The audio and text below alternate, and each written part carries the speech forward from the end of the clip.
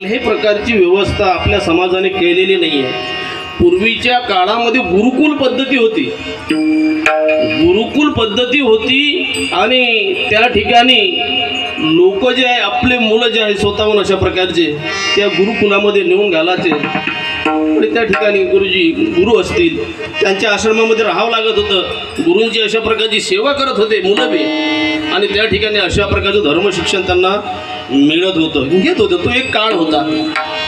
आता मात्र तशा प्रकारची स्थिती राहिलेली नाही, पण धर्मशिक्षणाची अत्यंत गरज आहे महाराज। दुसरी गोष्ट, आज प्रत्येक गावामध्ये भागवत सप्ताह चालू आहे।